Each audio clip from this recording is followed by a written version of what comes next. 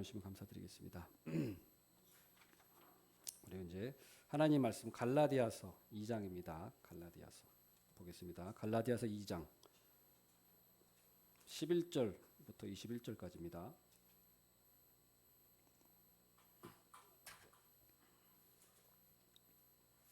갈라디아서 2장 11절부터 21절까지 교독하시겠습니다. 게바가 안디옥에 이르렀을 때에 책망받을 일이 있기로 내가 그를 대면하여 책망하였노라. 게바가 이방인과 함께 먹다가 그들이 오매 그가 할례자들을 두려워하여 남은 유대인들도 그와 같이 외식함으로 바나바도 그들의 외식에 유혹되었느니라. 바르게 행하지 아니함을 보고 그래서 게바에게 이르되 내가 유대인으로서 이방인을 따르고 유대인답게 살지 아니하면서 어찌하여 억지로 이방인을 유대인답게 하느냐. 우리는 본래 유대인이요 이방 죄인이 아니로되 사람이 의롭게 되는 것은 율법의 행위로 말미암음이 아니요 오직 예수 그리스도를 믿음으로 말미암는 줄 알므로 우리도 그리스도 예수를 믿나니 이는 우리가 율법의 행위로서가 아니고 그리스도를 믿음으로써 의롭다함을 얻으려 함이라. 율법의 행위로서는 의롭다함을 얻을 육체가 없느니라. 만일 우리가 그리스도 안에서 의롭게 되려 하다가 죄인으로 드러나면 그리스도께서 죄를 짓게 하는 자냐? 결코 그럴 수 없느니라.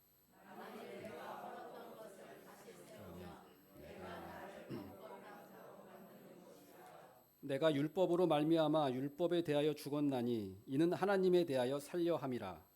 내가 그리스도와 함께 십자가에 못 박혔나니 그런즉 이제는 내가 사는 것이 아니요 오직 내 안에 그리스도께서 사시는 것이라. 이제 내가 육체 가운데 사는 것은 나를 사랑하사 나를 위하여 자기 자신을 버리신 하나님의 아들을 믿는 사는. 다 같이 읽겠습니다. 내가 하나님의 은혜를 패하지 아니하노니 만일 의롭게 되는 것이 율법으로 말미암으면 그리스도께서 헛되이 죽으셨느니라. 아멘. 우리가 지난주에는 사도 바울이 예루살렘에 올라가서 예루살렘에 있는 사도들과 교제 약수를 했다라고 말씀을 드렸습니다. 그래서 좋은 관계를 형성하고 사도 바울이 사도이며 또 그가 전한 메시지가 예루살렘에 있는 사도들과 다른 메시지가 아닌 같은 메시지다, 한 복음이다라는 것을 확인하고 천명하는 그런 좋은 친교의 시간이었음을 말씀드렸습니다. 그런데 오늘 본문을 보면 사도 바울이 베드로를 책망했다라고 나옵니다. 11절에 보면 게바가 안디옥에 이르렀을 때에 책망받을 일이 있기로 내가 그를 대면하여 책망하였노라. 베드로를 바울이 책망했다. 잘못한 일이 있으면 베드로도 책망을 받을 수 있는 것입니다.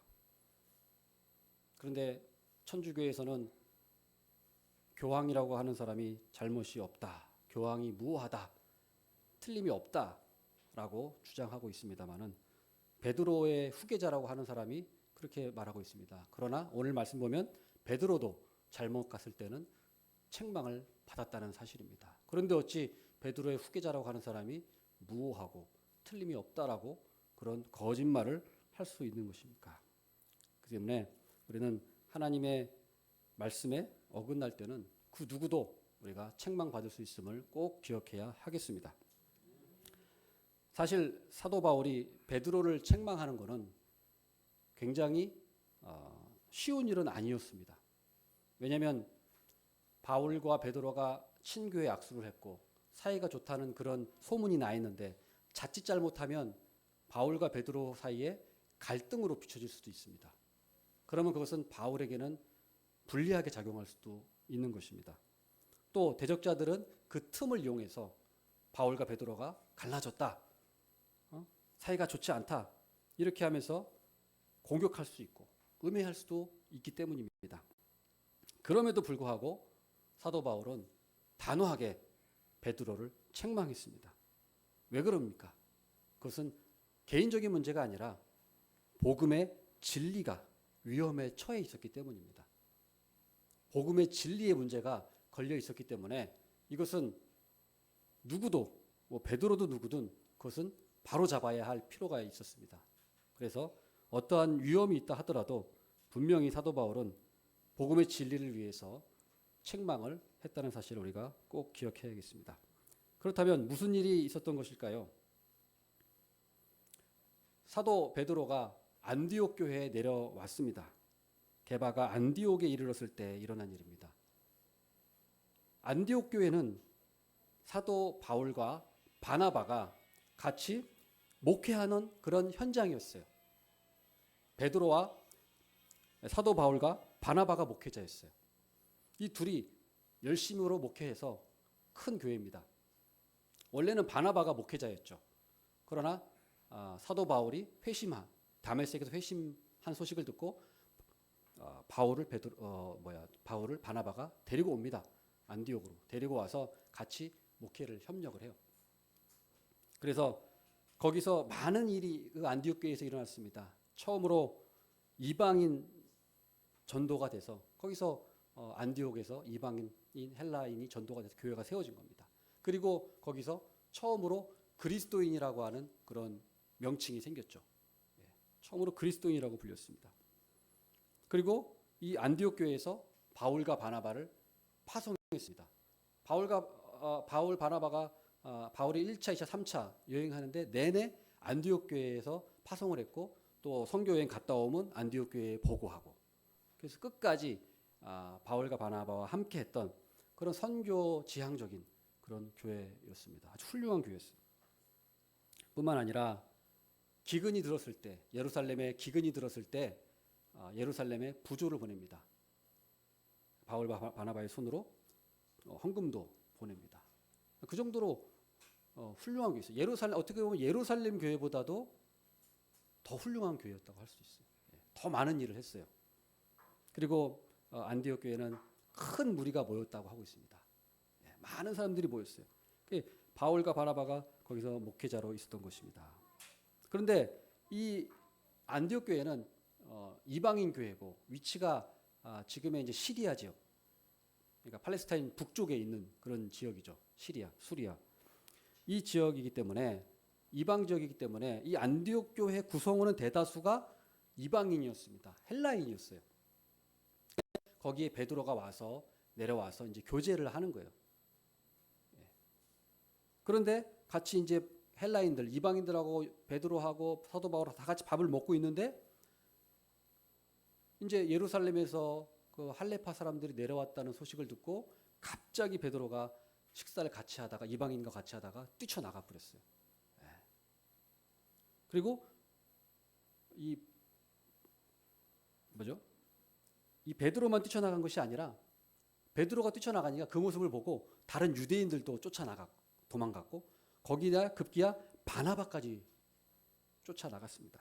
그래서 12절에 보면은 야고보에게서 온 어떤 이들이 이르기 전에 게바가 이방인과 함께 먹다가 그들이 오매 그가 할례자들을 두려워하여 떠나 물러가매 남은 유대인들도 그와 같이 외식함으로 바나바도 그들의 외식에 유혹되었느니라. 그러니까 이 외식이 아주 빠르게 전염이 되었던 것입니다. 이 외식이라고 하는 것은 위선과 가식을 말하는 겁니다. 13절에 보면은 외식에 유혹되었다. 근데 외식, 이것은 위선과 가식을 말하는 거예요. 쉽게 말하면 율법을 다 지키지도 못하면서 다 지키는 척 했다는 것입니다.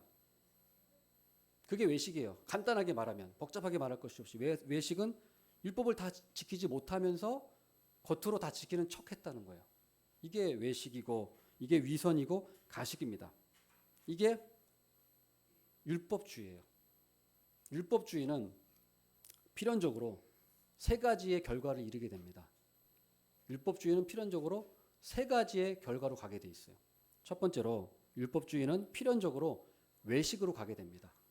외식하게 됩니다. 왜 그럴까요? 율법주의는 율법을 지켜야 구원받는다.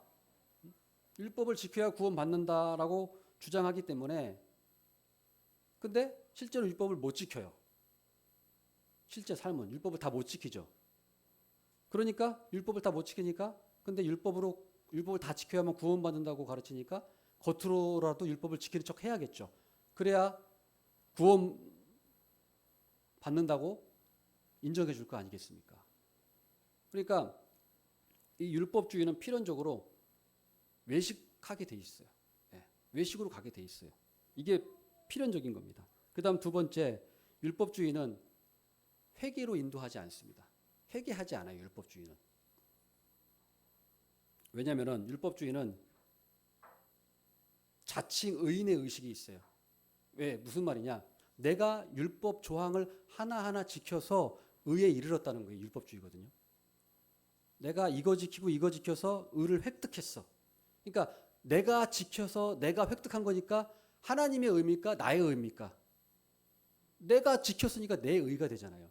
그러니까 율법주의는 하나님의 의가 아니라 나의 의로 가득하게 됩니다. 내가 이것도 지켰고 저것도 지켰어. 내가 한 거잖아. 내 스스로 율법 지켜서 내가 의를 획득했다. 그러니까 나의 의로 가득하게 되는 거예요. 그럼 나의 의가 가득하면 하나님의 의가 설 자리가 없습니다.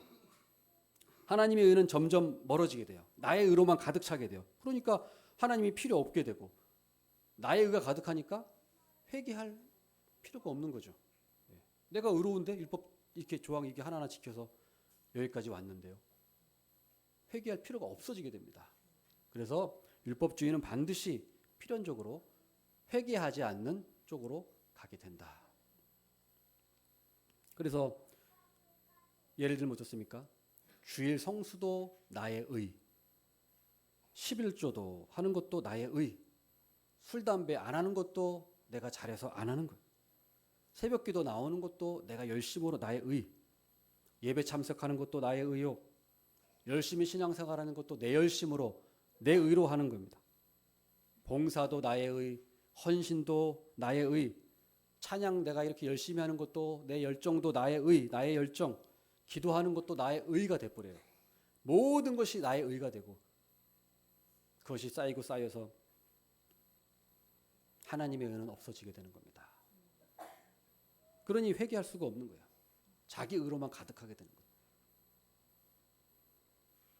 그 다음 율법주의는 세 번째 필연적으로 정죄하에 빠지게 됩니다. 다른 사람을 그렇게 정죄해요. 율법주의에 빠지면. 그래서 교회도 가보면 율법주의가 팽배한 교회는 차갑습니다. 냉랭해요. 예. 뭔가 사람들이 꼬투리 안 잡히려고 꼬투리 안 잡히려고 해요. 그러니까 뭔가 차갑고 냉랭하고 교회 분위기가 밤낮 정죄하기 바쁩니다. 꼬투리 잡아요. 뭐 좀 잘못하면 인민재판 바로 들어갑니다. 인민재판 불려가는 거예요. 소환되는 거예요. 정죄에 빠지게 돼요. 오순절과 신사도 운동의 문제가 여러 가지가 있지만 그 중에 하나가 뭡니까? 바로 정죄에 빠지는 거예요. 너 나만큼 은사 못 받았지. 너 나만큼 기도 못하지. 너 나만큼 이렇게 열정적으로 시간 못 내지. 그러면서 오순절과 신사도의 문제는 이런 2등 신자, 1등 신자로 구분을 해버려요. 방언 못하면 2등 신자 돼버리는 거예요. 지난번에 제가 말씀드렸지만 그게 헌법에 나와 있죠. 그 교회 헌법에. 방언 못하면 2등 신자예요. 그래서 방언이 나의 의가 돼버렸어요. 방언이 나의 의예요. 다른 게 아닙니다. 방언을 나의 의로 삼은 거예요. 이단들 보면 어때요? 이단들 워낙 요즘 많으니까 예전에 몇 년 전에 막 10년 전에 제가 동영상 하나 본 게 있는데 어떤 여자 목사가 신 무슨 이름인데 까먹었어요. 신 무슨 목사인데 영상 보니까 성도들 나와가지고 막 따개를 여자 목사가 날려요. 성도들 막 내려 머리 잡고 막 뒤로 흔들고 그런데 뭐가 잘못했나 봐요. 이 사람이. 그러니까 따개를 때리면서 너희들을 때리는 건 하나님 아버지의 마음으로 때리는 거야. 그러니까 막 성도들이 막 울면서 또 때려주세요. 더 때려주세요 하면서 막 감사해요 막 이러면서 예? 그 영상 못 보셨어요? 예, 그런 영상이 있어요. 또 어떤 이상한 이단 사이비 가면 어떻습니까? 그 이단 교주가 자식들을 막 때려요. 자기 자식을 맡겼거든요. 이단 교주한테 좀 키워달라고. 성경의 사무엘 선지자로 키워달라는 것처럼. 예, 그걸 어떻게 또 이용해가지고 예? 이단 교주한테 자기 집에 맡겨가지고 그러니까 밤낮 때리고 성폭행하고 학대하고 그거를 엄마가 뻔히 알면서도 눈 하나 깜짝 안 해요. 참. 예, 그런 것도 많이 보셨죠? 예, 그런 이단들. 이 사람이 이게 율법주의, 다 이단들 보면 다 율법주의입니다. 다 율법주의예요. 예. 하나같이 율법주의는 이단 사이비 하나같이 율법주의 아닌 데가 없습니다. 100%예요, 그건 100%. 이단 사이비는 전부 행위구원입니다. 율법주의입니다. 그래서 협박하는 거예요, 협박. 예. 이거도 안 했지, 그럼 너 구원 못 받아. 너 이거 하나님 복 못 받아. 행위로 가는 거예요, 행위. 다 그렇습니다. 협박을 이용하는 거예요. 안식교는 율법을 지켜야 된다. 안식을 지켜야 된다. 유월절 지금도 지킵니다. 안식교. 유월절 지키고 율법 지킬 것 같으면 뭐하러 여기서 지킵니까? 진짜로 저 예루살렘 가서 지키죠. 예. 예루살렘 안식일 날 구약의 하나님께서 예루살렘에서 유월절 지키라고 했지 어디 따로따로 지키라고 했나요? 그러면 유월절 지킬 것 같으면 제대로 지키려면 예루살렘 가야 돼요. 예. 근데 한국에서 유월절 지킨다고 그걸 율법 지킨다고 자기들 논리에도 맞지 않는 일들 행태를 하고 있어요. 신천지는 어떻습니까? 등수 안에 들어야 합니다. 전도 몇 명 했냐? 봉사 얼마나 했냐? 헌신 얼마나 했냐? 우리 교회도 한번 그렇게 해볼까요? 그럼 열심히 할 텐데, 그죠? 등수 매겨가지고. 등수 10명만 구원받는다 그러면 여기 그냥 열일 지어놓고 그냥 일도 안 하고 그냥 밥도 안 먹고 그냥 전도만 하러 갈 텐데, 그죠? 신천지 지금 그렇게 하고 있잖아요. 그렇게 등수 매기면 좋겠습니까? 그런 열심이 진짜 열심입니까? 진짜 하나님을 위한 열심인가요? 물론 속아서 그렇겠죠. 거기 있는 사람들은. 그러나 헛된 열심이라는 거예요. 아무 하나님께 의미가 없는 속아서 드리는 그런 정말 헛된 열심에 불과하다는 것입니다. 유대교, 이슬람교는 어떻습니까? 다 전부 행위구원이에요. 다 율법주의입니다. 유대교, 이슬람교. 성지순례해야 이슬람교는 천국 갑니다. 성지순례해야. 그러니까 메카에 그 수천 명이 맨날 발표 주고도 맨날 가는 거예요. 예. 라마단 저녁 금식하는 거 보면 아침부터 점심까지 금식하다가 저녁 때는 폭식하더라고요. 완전히 잔치 벌려서 금식을 왜 하는지 모르겠어요. 예. 아침 점심 내내 쫄쫄 굶다가 저녁 와서는 막 완전 잔치를 벌려요. 그 뭐 하는 거지? 금식의 의미가 도대체 뭐에 있는지도 모르고 그저 그냥 그렇게 하라고 하니까 알라가 그냥 율법에 정해졌으니 그렇게 하라고 하니까 하는 거예요. 여러분, 우리 하나님께서는 율법의 노예에서 우리를 해방시키신 것입니다. 율법의 노예에서 자유를 주셨어요. 자, 16절 말씀 보겠습니다. 16절 한번 같이 읽겠습니다. 시작. 사람이 의롭게 되는 것은 율법의 행위로 말미암음이 아니요 오직 예수 그리스도를 믿음으로 말미암는 줄 알므로 우리도 그리스도 예수를 믿나니 이는 우리가 율법의 행위로서가 아니고 그리스도를 믿음으로써 의롭다함을 얻으려 함이라. 율법의 행위로서는 의롭다함을 얻을 육체가 없느니라. 아멘. 자, 분명히 천명합니다. 사람이 의롭게 되는 것은 율법의 행위로 말미암음이 아니요. 율법의 행위로 우리가 의롭게 되는 것이 아닙니다. 그럼 어떻게 됩니까? 오직 예수 그리스도를 믿음으로 말미암는 줄 알므로. 여기서 중요한 것은 오직입니다. 오직 예수 그리스도를 믿음으로 말미암아 우리가 의인으로 우리가 칭함받는 거예요. 자, 오직이라는 단어가 중요한 겁니다. 왜? 천주교는 오직이 없어요. 그들도 믿음으로 구원받는다고 말해요. 가르쳐요. 근데 오직 믿음이 아니에요.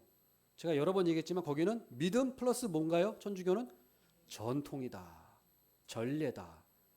칠성례다. 이게 다 받아야만 구원받는 거예요. 믿음만 오직이 없어요. 그러니까 우리에게 중요한 것은 믿음도 중요하지만 그 앞에 뭐가 들어가 있다고요? 오직 믿음. 그래서 우리 5대 신앙 강령이 앞에 뭐가 들어가 있어요?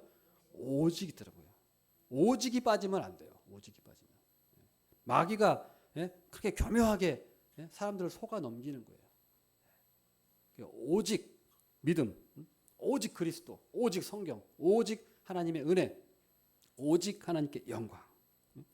이거예요. 우리는 오직 믿음만 붙드는 우리 모든 신자가 되기를 바랍니다. 아멘.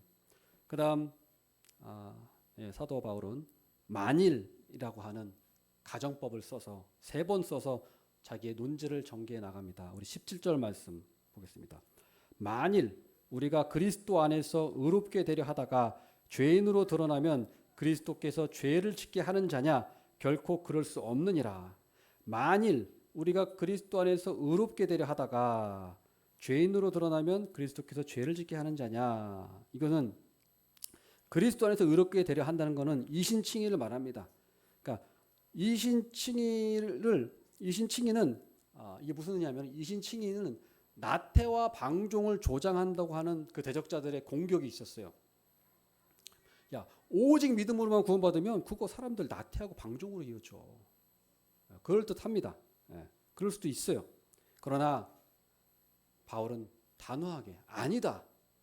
이신칭의가 사람들을 나태와 방종으로 이끄는 것이 결코 아니라고 분명히 얘기하고 있어요. 사람이 범죄하는 것은 이신칭의 교리 때문이 아닙니다. 개인의 정욕 때문이에요. 예를 들어 볼까요? 어떤 사람이 감옥에 있습니다. 죄수예요. 근데 어떤 복지가가 그 사람의 딱한 사정을 알고 돈을 들여서 보석으로 빼줬어요. 그 자유를 얻었습니다. 그랬더니 또 나가 또 죄를 졌어요. 자기 도벽이 있었는데 그걸 또 죄를 졌어요. 근데 그 사람이 와가지고 당신 말이야 나를 보석으로 꺼내줘가지고 말이야 자유를 줘가지고 내가 이렇게 죄짓게 됐잖아. 따져요. 그게 말이 됩니까? 자기가 죄를 진 건 뭐 때문이에요? 자기 죄 때문이지. 그 복지가가 돈을 줘서 그 사람을 보석으로 석방시켜준 그 사람 잘못입니까? 아니에요. 죄진 건 자기 욕심 때문에 죄진 거지. 어떻게 자기를 꺼내준 그 사람에게 삿대질을 할 수 있어요? 자유를 줬다고 자기한테. 자유 준 게 잘못입니까? 하나님 우리에게 율법의 노예에서 해방시켜주고 자유를 준 게 잘못입니까? 그리고 자기가 죄 지어놓고서는 하나님이 나한테 자유 줬으니까 이렇게 됐지. 또 자기 죄진 걸 하나님께 떠넘기는 거예요. 얼마나 이게 불경한 일이에요. 그러니까 이신칭의가 나태와 방종을 조장한다는 말은 바로 그 말이에요. 이신칭의는 나태와 방종을 조장하지 않습니다. 범죄하는 것은 이신칭의 때문이 아니라 자기 정욕 때문에, 자기가 죄 지어놓고서 하나님이 주신 이 은혜의 교리를 그런 식으로 모독하는 것입니다.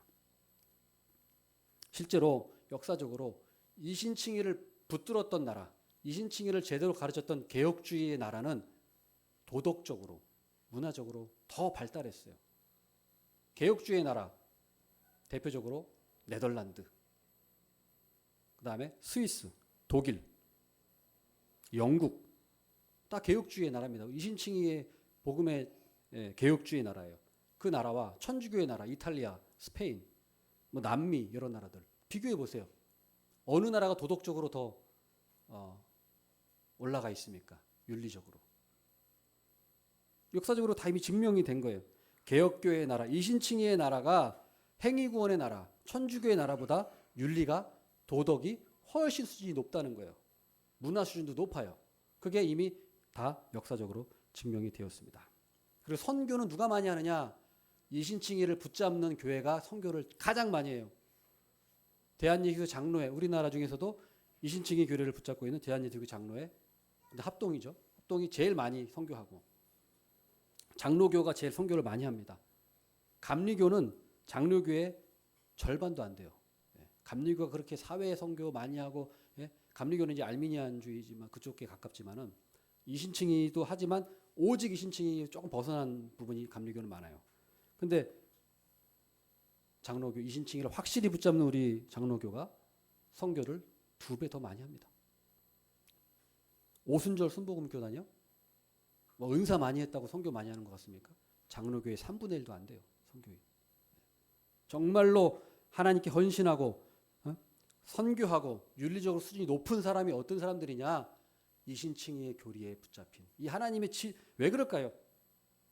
이신칭이 복음의 진리가 사람을 진정으로 변화시키는 능력이기 때문이에요. 복음이 사람을 변화시키는 거예요. 진리가 사람을 변화시키는 능력이에요. 율법이 사람을 변화시키지 않습니다. 믿음, 우리 실제 사람의 마음을 변화시키는 것은 복음이고 그 복음을 믿는 오직 믿음이 진짜 능력인 거예요. 진짜 오직 믿음을 갖고 있는 사람이 선교하고 윤리적으로 살고 그런 거예요. 정말로 마음 내적으로 변화되는 거예요. 율법주의자들은 겉으로는 좀 뭐 지키는 것 같아요. 뭐 유대교도 보고 이슬람교도 보면 겉으로 뭔가 경건한 것 같고 뭐 이것도 안 하고 저것도 안 하니까 뭔가 종교적인 그런 삶을 사는 것 같지만 정말로 그 사람의 내면을 변화시키는 것은 율법이 아니라 복음이라는 사실을 꼭 우리가 기억했으면 좋겠습니다. 그 다음 두 번째 만일 18절 만일 내가 헐었던 것을 다시 세우면 내가 나를 범법한 자로 만드는 것이라. 그러니까 헐었던 건 뭡니까? 율법이에요. 율법. 복음으로 말미암아 율법을 헐어버렸어요. 근데 아니 율법주의자들이 내려와가지고 다시 그 헐었던 율법을 다시 세우려고 그래요. 그러면 헐었던 율법을 다시 세우면 뭐밖에 없느냐? 우리는 범죄인밖에 안 되는 것이다. 당연히 그렇죠. 율법의 기능이 대표적인 게 뭐예요? 정죄의 기능이잖아요. 율법의 기능은 정죄의 기능입니다. 그러니까 아니 헐었던 율법을 다시 세우면 우리가 하나님의 법 하나님의 은혜 안에 있는 게 아니라 믿음의 법 안에 있는 게 아니라 율법 아래에 있게 되는 거예요. 율법을 다시 세우면 율법 아래에 들어가게 돼요. 그러면 율법 아래에 있으면 어떻게 됩니까? 죄인밖에 더 돼요. 정죄받아서 죄인밖에 안 되는 거예요. 구원 못 받는 거예요. 천국도 못 가는 거예요. 율법 아래에 있으면. 율법을 다 지킬 수 없기 때문에. 율법의 저주 아래에 있다고 하잖아요. 율법을 세우면 저주 아래에 있는 거예요. 야 유대주의자들아 너희들이 지금 하는 짓이 그거야. 왜 율법의 저주 아래에 있으려고 하느냐. 응? 우리가 범죄인밖에 더 되느냐. 그렇게 얘기하고 있는 겁니다. 그러나 믿음 안에 있는 자는 율법에 대하여 죽었다. 우리 19절 말씀 보겠습니다. 내가 율법으로 말미암아 율법에 대하여 죽었나니 이는 하나님에 대하여 살려 함이라. 분명히 말씀합니다. 내가 율법으로 말미암아 율법에 대하여 죽었다. 우리 사람이 범죄자도 피의자가 죽으면 공소권 없음으로 종결됩니다. 누구를 살인한 사람도 죽어버리면 공소권 없음으로 종결돼요. 그것은 무슨 말이냐면 이 사람이 혐의가 없다는 것이 아니라 처벌할 사람이 없기 때문에 기소가 무의미하기 때문에 공소권이 없게 돼버리는 거죠. 그런 것처럼 우리가 율법에 대해 죽으면 율법은 시퍼렇게 살아있지만 그 율법이 더 이상 우리에게 효력이 없게 되는 겁니다. 그 로마서 7장에 잘 나와 있습니다. 로마서 7장 한번 보면 1절에 형제들아 내가 법 아는 자들에게 말하노니 너희는 그 법이 사람이 살 동안만 그를 주관하는 줄 알지 못하느냐. 사람이 죽어버리면 법이 무슨 소용이 있어요? 효력이 없잖아요. 율법에 대해 죽었는데 율법이 나한테 무슨 소용이 있어요? 율법에 대해 죽었다는 얘기입니다. 로마서 7장 4절 그러므로 내 형제들아 너희도 그리스도의 몸으로 말미암아 율법에 대하여 죽임을 당하였으니 여기도 분명히 얘기합니다. 율법에 대해 죽임 당했다. 이는 다르니 곧 죽은 자 가운데서 살아나신 이에게 가서 우리가 하나님을 위하여 열매를 맺게 하려 함이라. 율법 안에 있는 자들은 열매가 없어요. 죽음의 열매가 있겠죠. 그러나 믿음의 법으로 살아난 이에게는 하나님을 위하여 열매가 맺어진다. 성령의 열매. 살아있으니까 열매가 맺어지죠. 모조품이 아니니까. 율법주의자는 모조품입니다. 그래서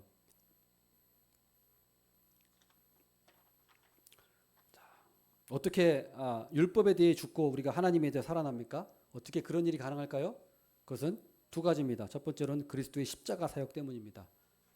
우리 예수님께서 십자가상에서 율법의 저주를 다 친히 담당하셨어요. 그렇기 때문에 이것이 가능한 겁니다. 두 번째로 믿음의 법 때문이에요. 믿음의 법. 이 믿음의 법이 없다면 2000년 전에 나사렛 예수라는 청년이 십자가에서 죽었다 하더라도 그것이 우리랑 아무 상관이 없어요. 그러나 믿음의 법을 우리에게 주셨기 때문에 그 진리를 믿는 자들에게는 예수 그리스도의 죽음이 나의 죽음이 되고 예수 그리스도의 부활이 나의 부활이 되는 것입니다. 다음 세 번째, 만일 21절 만일 의롭게 되는 것이 중간에 나와 있습니다. 만일 의롭게 되는 것이 율법으로 말미암으면 그리스도께서 헛되이 죽으셨느니라. 다시 한번 얘기하는 거예요. 이 할례주의자들아, 율법주의자들아, 너희들이 주장하는 것처럼 정말로 율법으로 구원받는다고 치자. 그러면 우리가 믿는 예수 그리스도의 죽음은 헛된 것이다. 그러니까 율법을 세우면 그리스도의 십자가를 무용지물로 만들어 버리는 거야. 너희들이 지금 하는 짓이 무엇이든 얼마나 끔찍한 짓인 줄 알겠니? 이렇게 얘기하는 거예요. 율법주의자들에게, 할례파들에게. 할례파들이 예수 그리스도를 믿기만 하면 안 되고 예수 그리스도를 믿어야 되지만 믿음 플러스 할례도 받아야 돼. 아니라는 거예요. 오직 믿음이라는 거예요. 오직 믿음. 믿음 외에 뭘 더하면 믿음, 예수님의 십자가의 보혈이 부족하다는 얘기입니까? 복음의 능력이 부족하다는 거예요. 복음의 능력이 우리를 구원하기 부족하니까 할례도 받아야 되고 그 외에 뭐 다른 것들을 더 해야 된다는 얘기입니까? 그 얘기거든요. 지금 율법주의자들이. 그건 저주받을 얘기라는 거예요. 절대로 우리가 믿음 외에 다른 것을 더하면 예수 그리스도의 십자가의 효력을 부족하다고 여기는 꼴이 된다. 예수 그리스도의 십자가의 능력, 십자가의 사역이 부족하다는 것밖에 안 된다. 그래서 통일교회 문선명 같이 십자가가 완성 못했으니까 자기가 그걸 완성해야 된다. 부족하다. 그렇게 나가는 거예요. 결론을 맺겠습니다. 우리 복음의 진리를 지키기 위해서 베드로도 책망받았습니다. 복음의 진리에서 어긋나는 자, 그 누구라도 책망받아야 합니다. 교황이라도, 누구라도, 교황 할아버지더라도 복음의 진리에서 어긋나는 자는 책망받아야 될 줄 믿습니다. 율법주의는 필연적으로 외식으로 가게 됩니다. 회개 안 하게 됩니다. 정죄에 빠지는 그런 일에 빠지게 됩니다. 이신칭의 복음이 나태와 방종을 조장하지 않습니다. 오히려 이신칭의 복음이야말로 진정한 사람의 마음을 변화시키는 진정한 능력임을 우리가 꼭 믿어야 하겠습니다.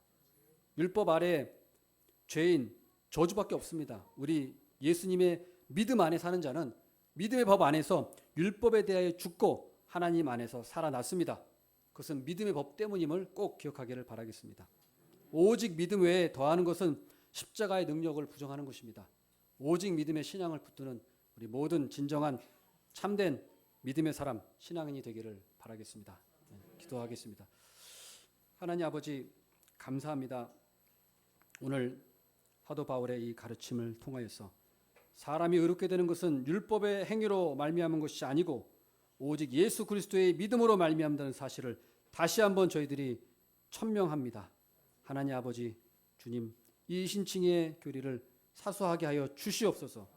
어지럽히고 혼탁하게 하여서 슬그머니 교회에 들어와 거짓 가르침과 행위구원을 가르치는 거짓 선지자들의 가르침을 경계하게 하여 주옵시고 우리 세비전 교회는 오직 복음의 진리 안에서 오직 진리만을 붙드는 저희들이 되게 하여 주시옵소서.